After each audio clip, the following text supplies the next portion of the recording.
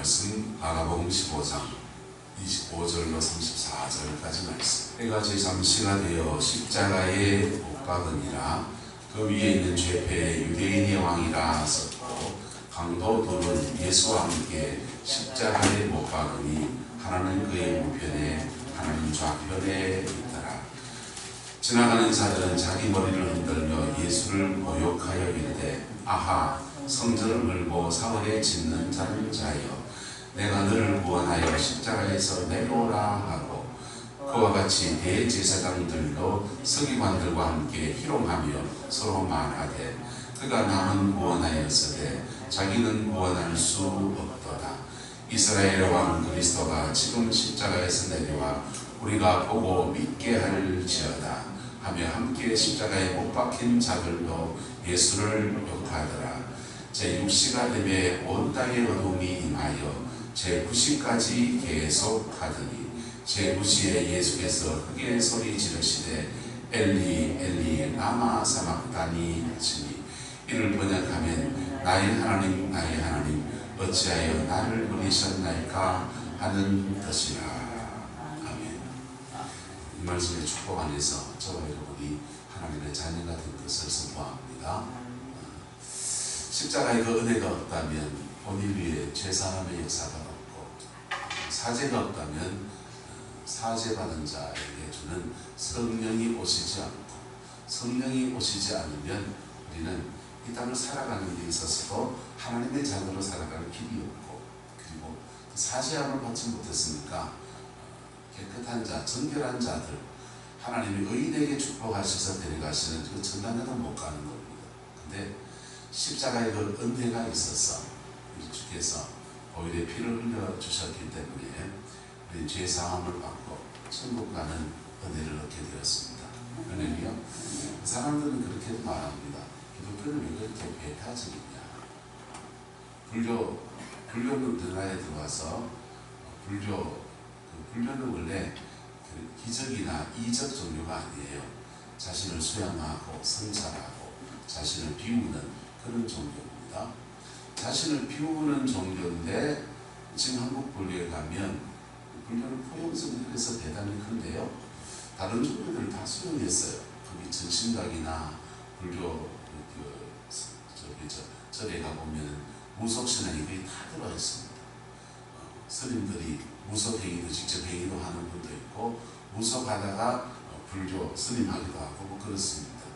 짬뽕이 돼가지고 그 사람들은 수용성이 있는데 왜 기독교는 그렇게 배타적이냐 그렇게 비난을 받기도 합니다. 왜 그렇게 비난을 받느냐. 하나님께서는 천하 인간의 죄사함을 받는 진리를 예수 그리스도 외에는 다른 데 허락하심이 없기 때문입니다. 할렐루야. 예수님의 보혈의 피 외에는 우리를 구속하실 은혜가 어디에도 없기 때문에 그래서 예수님을 영접하고 믿고 영접하고 영원히 거듭나게 될 때 실제로 우리 죄를 사하시는 놀라운 은혜가 그래 주어집니다. 경험해 봤습니까? 깊이 회개하다 보면 정말 내 영혼을 정결케 하시는 은혜들을 경험하는데 중생을 강조하는 교단이 성결교단입니다. 근데 성결교단의 그 사례들을 보니까 어떤 사람은 거듭날 때 한 일주일쯤 영혼이 깨끗해지는 경험을 한다. 정말로 깨끗해지는 경험을 한다.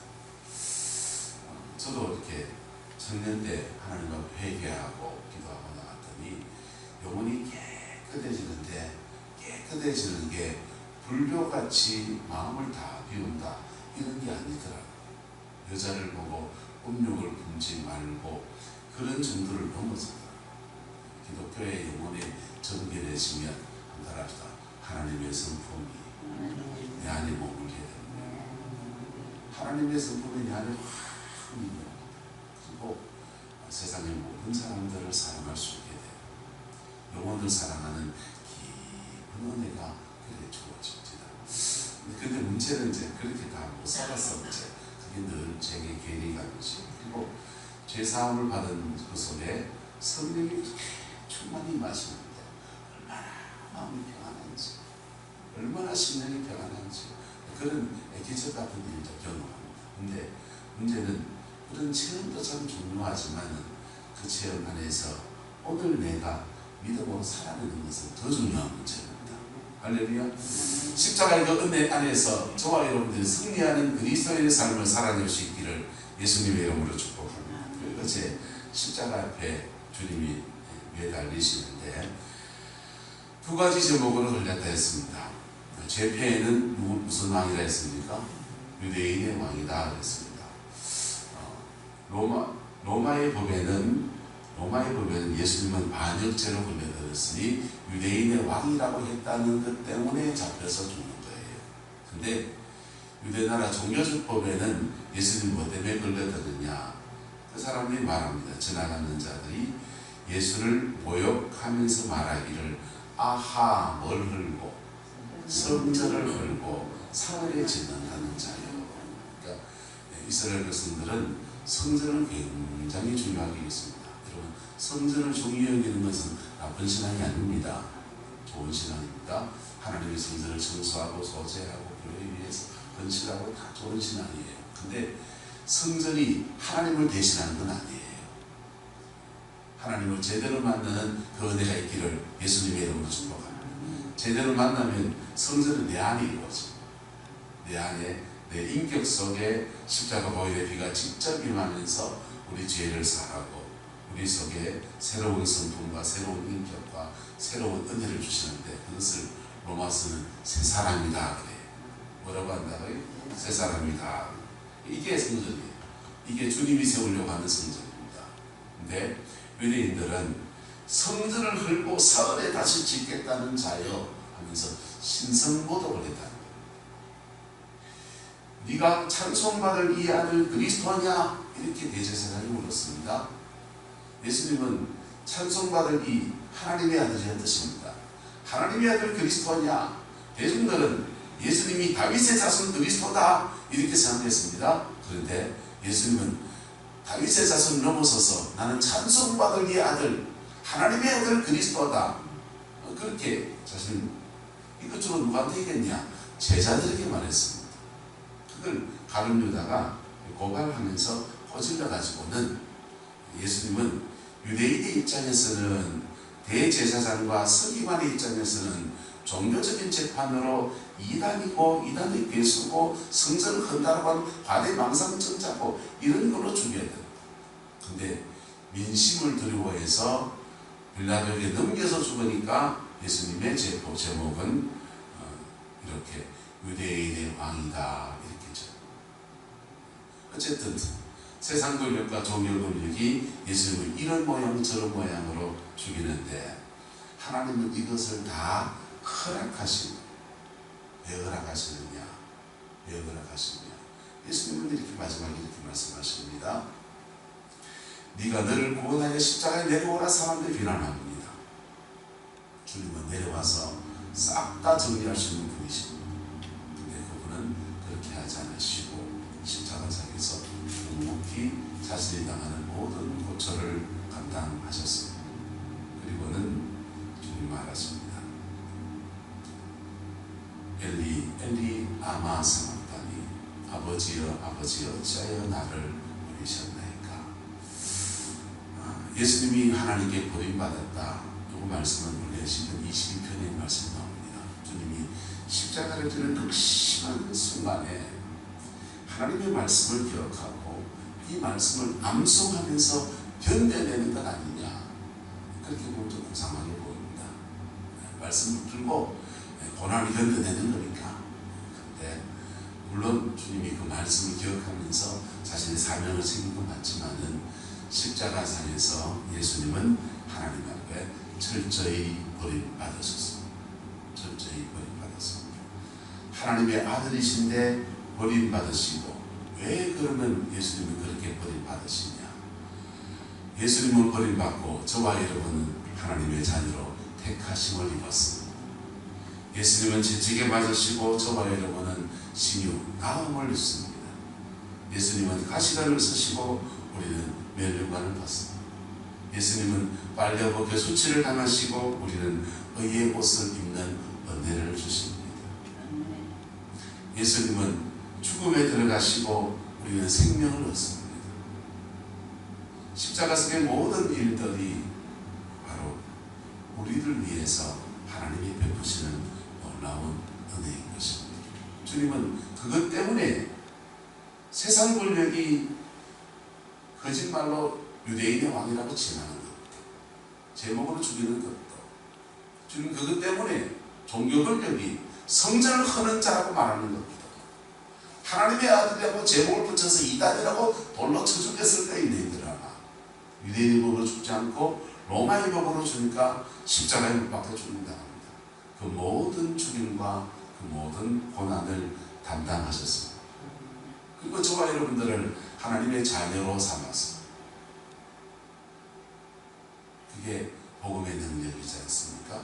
근데 이것이 내 것이 되기 위해서 세 가지 은혜의 길이 있습니다. 첫 번째, 십자가 앞에 정직하게 서야 합니다. 십자가 앞에 정직하게 서야 돼요. 죄가 있으면 죄 있는 대로 정직하게 서야 합니다.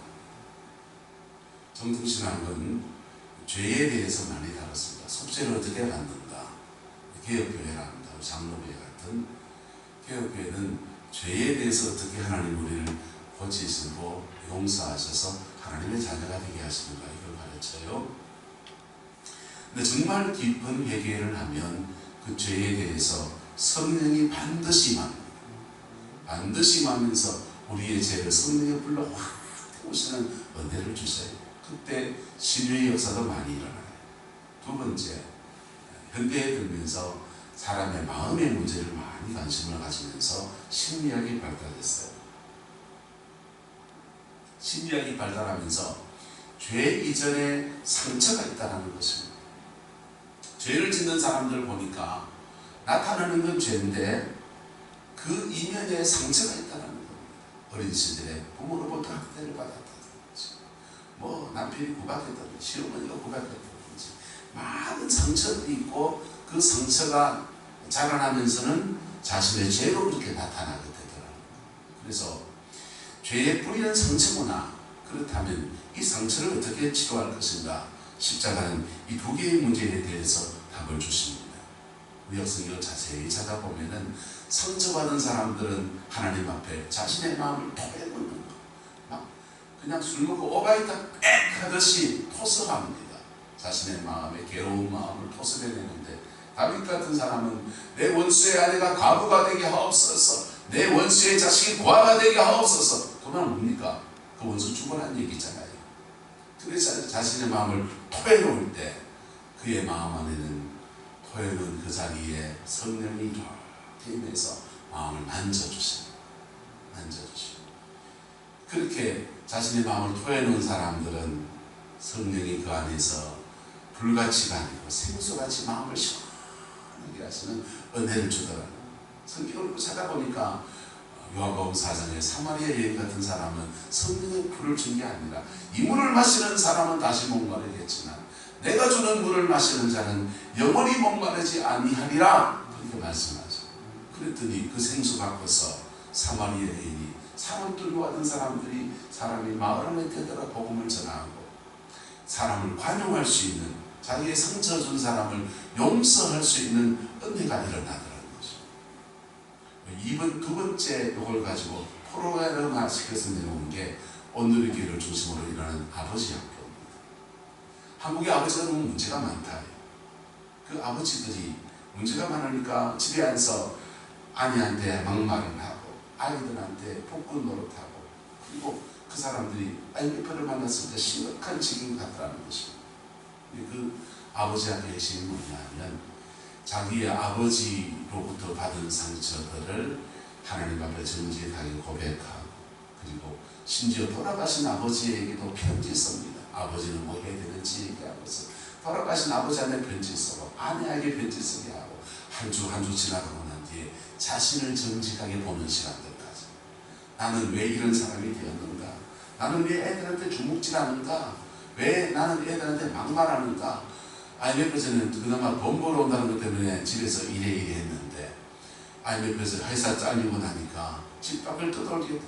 이혼 직전의 가정들이 그 아버지들이 아버지 학교에 가서 자신의 상처를 정직하게 토설하고 고백하고 돌아오는 중에 성령의 선수가 확, 그리고는 자신을 정확하게 보는 눈이 가지고 아내가 문제가 아니고 나의 태도가 문제였다는 것을 깨달으면서 아내가 자기한테 대드는 것도 관용할 수도 있고 또 용서할 수도 있고 이해하게 되고 회복의 역사가 일어나는 것입니다.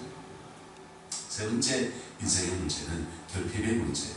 죄와 상처를 가진 사람들은 하나님이 축복할 수가 없습니다. 축복이 없으니 부족한 돈을 가지고 작은 복을 가지고 인생을 살려고 하니까 늘 짜치는 겁니다. 어디 가서 밥 먹어도 그냥 자기 돈 안 내고 그냥 남의 돈 빌려서 먹으려고 그러고 그냥 빌려 먹으려고 뭐 하려고 그러고 결핍의 문제. 주님은 이 결핍의 문제를 십자가의 그 은혜 앞에서 채우십니다. 채우십니다. 돈이 없으면 돈을 주십니다. 만남 없으면 먹을 것이 만나 매출하기를 내려주십니다. 다양한 모습으로 주님의 사랑을 채워주십니다. 십자가 앞에 설 때, 한번 따라합시다. 십자가 앞에 설 때 우리를 온전하게 하십니다. 이건 정직하게 서는 걸 항상 요구해요. 근데 십자가 앞에 선 사람들이 주님의 십자가로 올리십니다. 올리실 때 같이 읽는 것이 시작. 옛사람은 죽고 새사람은 산다. 내 옛사람은 죄 가운데 살아가는 내 옛사람, 상처 속에 살아가는 내 옛사람은 다 죽어버리고 십자가 안에서 새로운 사람으로 살아. 이럴 때 이 거룩한 교환이 일어나면서 우리의 죄는 예수님에게 넘어가고 예수님의 의는 우리에게 오고 우리의 가시관은 예수님에게 넘어가고 예수님의 면류관은 우리에게 오면서 우리 하나님의 자녀의 놀라운 은혜를 얻게 됩니다. 갈라디아서 2장 10절에 이렇게 말합니다. 같이 성경입니다. 시작. 내가 그리스도와 함께 십자가에 못 박혔나니 그런즉 이제는 내가 사는 것이 아니요 오직 내 안에 그리스도께서 사시는 것이라. 이제 내가 육체 가운데 사는 것은 나를 사랑하사 나를 위하여 자기 자신을 버리신 하나님의 아들을 믿는 믿음 안에서 사는 것이라. 갈라디아 5장 24절 말씀드립니다. 시작. 그리스도 예수의 사람들은 육체와 함께 그 정욕과 탐심을 십자가에 못 박았느니라. 십자가 앞에 정직하게 설 때 그 서 있는 우리를 하나님은 영으로 십자가를 끌어올리십니다. 그리고 내 옛사람, 죄로 쫓아가는 내 옛사람 십자가에 예수님 안에 못 박았다. 이게 굉장히 신기한 사건. 그럴 때 우리의 죄는 주님에게 넘어가고 주님의 의는 우리에게 옵니다. 그리고 내 인격 안에 예수님의 인격이 심겨집니다. 우리 안에 주의 성령이 충만히 임하여서 우리의 죄성을 태우는 역사도 난다. 우리의 상처를 싸매는 역사도 난다. 그런 놀라운 은혜가 그래 주어집니다. 그래서 내가 사는 것이 아니요 나를 사랑하사 나를 위해서 자기 자신을 버리신 하나님의 아들을 믿는 무엇 안에서 믿음 안에서 사는 것이니라. 할렐루야. 이게 십자가 앞에 서는 자에게 십자가 위로 끌어올리시면서 일어나는 놀라운 영적인 변화. 이 여정을 지나가야 돼. 이 여정을 지나가다 보면 따라서 내 마음이 예수님 마음이 되고 내 인격이 예수님의 인격이 되고. 제 영남대학교 후배 중에 이봉기라는 형제가 있는데 그 친구가 최근에 지금 노래 중에 이런 찬양이 있습니다. 하나님의 제가 목이 상태가 안 좋아서 하나님의 꿈이 나의 비전이 되고 예수님의 성품이 나의 인격이 되고 성령님의 능력이 나의 능력이 되길 원하고 바라고 기도합니다. 이게 언제 이루어지느냐? 십자가에서 정직히 있을 때 십자가 위로 끌어올리시면서 하나님의 비전은 나의 비전이 돼요. 죄로 달려가는 우리 원래의 성품은 십자가에서 다 못 박아줘. 예수님의 성품이 나의 성품이 되고 성령님의 능력이 성령이 와야 성령의 능력이 오지. 성령님의 능력이 나의 능력이 되는 놀라운 역사가 일어나는 것. 그걸 입은 사람들이 자신을 주님 앞에 드릴 때 그 다음인들은 따라서 십자가를 지고 따라서 십자가 앞에 십자가 위에 십자가를 지고 그렇게 영혼의 변화가 일어나고 주님 앞에 새 사람이 된 사람들이 십자가를 지고 십자가 안에서 예수님의 인격이 나의 인격이 되고 예수님의 성품이 나의 성품이 되고 성령님의 능력이 나의 능력이 된 그 사람들에게 주님은 십자가를 지게 하십니다. 그때부터 가정과 사역 안에 비로소 제대로 된 열매가 맺어지게 됩니다. 누가복음의 말씀을 같이 읽부터 시작. 또 우리에게 이르시되 아무든지 나를 따라오려거든 자기를 부인하고 날마다 제 십자가를 지고 나를 따르는 것입니다. 예수님 따라가는 믿음의 여정이다. 요한복음 12장 24절 말씀도 시작. 내가 진실로 진실로 너희에게 이르노니 한 알의 밀이 땅에 떨어져 죽지 아니하면 한 알 그대로 있고 죽으면 많은 열매를 맺느니라. 예수님처럼 십자가를 지는 삶이 펼쳐지기 시작합니다.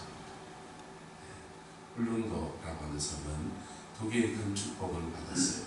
외정치할 때는 신사참배에 반대하는 목사들을 그다 유배시켰습니다.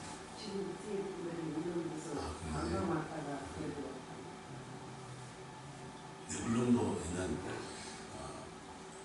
신사참배에 가결하지 않은 목사님들을 유배를 시켰어요. 그랬더니 그분들이 신앙이 좋으니까 복음의 전통 안에서 십자가 앞에 십자가 위에 이게 선신 분들이에요. 그리고 그분들이 신앙의 틀을 이렇게 말씀의 틀을 잘 잡아놓고 그 다음에 1954년도에 김천의 용문산에서 성령운동이 일어났습니다. 그 성령운동이 일어날 때 은혜를 받은 사람들이 전국으로 흩어지는데 특히 경상도 지역에 큰 부흥의 역사를 일으킵니다. 그 부흥의 불길 안에서 대구에서는 조암산 기도원이 세워졌고요. 양산에 가면 감림산 기도원이 그 흐름 안에서 세워졌습니다. 부산에 가면 무척산 기도원이 그렇게 세워지고 그 기도원 운동, 전 세계에서 성령의 놀라운 역사 가운데 기도원 운동은 한국에서 처음 일어났습니다. 주로 다른 데는 교회를 통해서 부흥이 일어나는데 한국은 유독히 54년도로 산에 가서 기도하는 운동이 펼쳐지면서 기도원 운동이 펼쳐졌습니다. 그렇게 은혜 받은 분 중에 한 분이 울릉도로 들어가셨어요. 울릉도로 들어가셔서 이분들이 십자가 앞에 십자가 위에 서면은 뭐가 함께 한다고요? 예수님의 성품이 나의 성품이 되는 것, 복음 안에 주어진 것과 그 다음에 성령님의 능력이 나의 뭐가 되는 것, 능력이 되는 것, 성령의 권능을 더 믿게 되는 겁니다. 그분이 울릉도로 들어가서 복음을 전하는데 마을마다 무속인들을 영으로 깨는 겁니다. 바닷가에 목회하고 신앙생활 하지만은 바닷가 미신이 얼마나 심합니까? 그래서 바람이 센 데가 바닷가입니다. 목사들이 목회하는 제일 어렵다 하는 데가 바닷가예요. 그런데 제주도도 그렇고 울릉도도 그렇고 근데 그 구름포 울릉도 땅에서 마을마다 무속인들과 영적 대결을 하는데 누가 참신이냐, 예수가 참신이냐, 너희들 중에 용왕신이 참신이냐, 영적 대결이 납니다. 누가 참신입니까? 우리는 그래 믿는데 뭘로 증명합니까? 마을마다 무속인들을 깨버리는 거예요. 영적으로 깨버려가지고 그분들이 굴복합니다. 그분들의 입으로 예수가 참신이다. 그러면서 울릉도에 두 개의 축복, 외정치하에 복음의 진리를 가진 사람들, 십자가 앞에 서고 십자가 위에 자신이 죽고 자신의 인생을 신사참배에 그 반대하다가 그냥 목회식이 날아가고 유배생활하면서 아무도 먹어 살 수 없는 명이나 뜯어먹고 살아야 되는 그런 처지에 된 순수한 신앙의 사람들이 그곳에서 목숨 걸고 복음을 전하는 순수한 복음의 터 위에 1954년도부터 일어난 성령의 광풍이 크게 몰아치면서 울릉도에 큰 복음화 역사가 일어납니다. 전라도에 가면 정도라고 하는 섬이 있습니다. 정도는 문중경 전사님이라는 분이 그 섬에 들어가서 복음화를 시키면서 외정시하에 그 복음화하고 6.25 전쟁 때 그분이 순교하셨어요. 그런데 그 섬의 90% 복음화를 그렇게 이루어냈습니다. 대단한 섬이고요. 여기에서 많은 종들을 기원해서 한국의 CCC 운동을 일으킨 김준곤 목사님도 거기서 나왔고, 그 흐름에서 나왔고, 정태기 목사, 사랑 마음을 지도하는 정태기 목사님도 그 흐름에서 나왔습니다. 근데 경상도에도 그 비슷한 섬이 있는데 그게 바로 울릉도입니다. 어쨌든 여러분, 시대와 역사 속에서 십자가 앞에 서는 사람, 그 영혼을 변화시키고 구원의 역사를 베푸시는 놀라운 하나님의 역사가 벌어지는 그 사람을 십자가 위로 끌어올려서 나는 죽고 예수가 사는 은혜를 베풀어 주시고, 예수님의 인격이 나의 인격이 되고 성령님의 능력이 나의 능력이 된 사람들에게 주님은 십자가를 지게 하시고, 그때 하늘의 미랄로 그 길을 걸어간 사람들, 그 속에서 이 땅 안에서 복음의 놀라운 역사들이 벌어졌습니다. 한국교회는 이 두 가지 축복을 함께 받은 교회예요. 백령에 장대인 교회에서 기도운동이, 회개운동이 일어날 때, 십자가 앞에 서는 운동이 일어날 때 자신의 죄를 짓고 하고 고백하면서 십자가 앞에 섰습니다. 그럴 때 1907년에 부흥운동 안에서 대한민국의 모든 교회들은 이 새벽 기도운동을 시작했습니다. 전 세계에 이 새벽에 모여 기도하는 교회는 대한민국 교회밖에 없었어요. 새벽에 모여서 기도하는 운동이 펼쳐졌어요. 새벽 기도 운동이 펼쳐졌어요. 그리고 그 복음을 가진 사람들이 6.25 전쟁 끝나고 전쟁의 잿더미에서 하나님 우리 좀 살려달라고 산에 올라가 기도하면서 기도원 부흥운동이 펼쳐졌어요. 그렇게 기도하는 사람들이 산에 가서 기도하듯이 막 꽈음을 치면서 밤은 기도를 하고, 그러니까 새벽에 시끄러워지니까 교통정리가 필요하니까 그분들이 피해가지고 저녁에 기도하기 시작합니다. 밤에 기도하기 시작합니다. 밤에 기도하는데, 밤에 기도할 때는 자유롭게 기도하면서 어떤 사람은 방언하고 어떤 사람은 꽈음을 치고 어떤 사람은 바닥을 막 부르기도 하고 베개하면서 부르기도 하고 성령의 불이 확 도는, 그러면서 금요철학, 그 사람들을 영적으로 넘어서지 않고 잘 관리하다 보니까 한국교회에 새로운 운동이 일어났는데 금요철학 운동이 일어났습니다. 한국교회는 새벽기도의 영성과 금요철학의 철학기도의 영성으로 만치 세워진 교회예요. 바로 어디에서 시작되느냐, 따라서 십자가 앞에, 십자가 위에 십자가를 지고, 교회를 다니면서 십자가 앞에 서지 않는 사람은 복음의 능력을 경험할 수 없습니다. 그렇게 경험하면 그리스도 안에서 내 몸이 거듭나서 알복이 되는 역사가 일어나요. 그런데 그 사람이 또한 십자가를 지고 자기 십자가를 지고 내 주어진 삶의 자리 안에서 하늘의 미랄이 되지 아니하면 복음의 영광은, 열매는 없어집니다. 세 가지 문제를 여러분에게 드립니다. 십자가 앞에, 십자가 위에, 십자가를 지고. 잠시 묵상해 볼까요?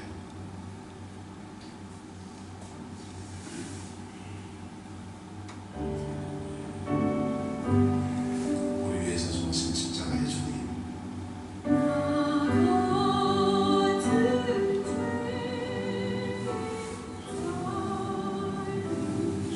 언제 주님의 십자가 앞에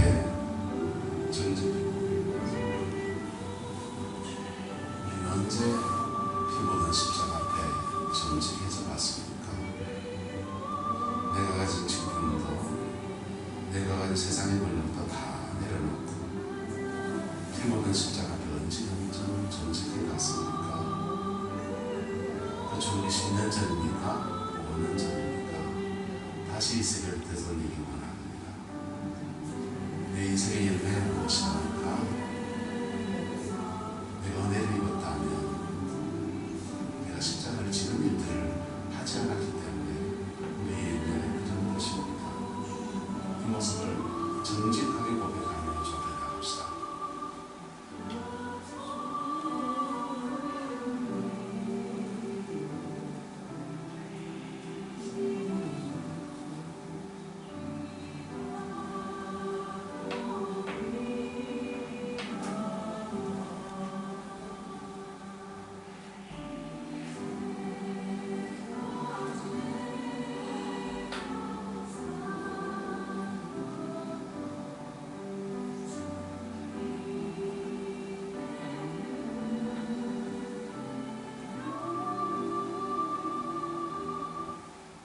좋으신 아버지 하나님, 우리 모든 죄를 사하시고 우리 모든 불의함과 연약함들을 싸매셔서 온전케 하시는 은혜를 베푸시는 그 주님의 능력을 찬양합니다. 이 능력이 피 묻은 십자가 안에 있음을 고백합니다. 그 십자가 안에서 우리 영혼의 깊은 자유함이 임하게 하시고 우리 모든 상처를 싸매시는 은혜를 경험하게 하시고 오히려 그 능력 안에서 우리의 남은 인생을 십자가를 지고 내 가정과 내 삶의 자리와 교회를 위해서 십자가를 지고 그 길을 걷고 걸어가게 하옵시고 그 안에서 하늘의 밀이 땅에 떨어져 죽지 아니하면 하늘 그대로 있고 떨어져 죽으면 많은 열매를 맺는다 하셨으니 우리의 남은 인생에는 꼭 열매 맺는 생이 되게 역사하여 주옵소서. 여호와께서 함께해 주시기 원합니다. 예수님의 이름으로 축복하며 기도드리옵나이다. 아멘.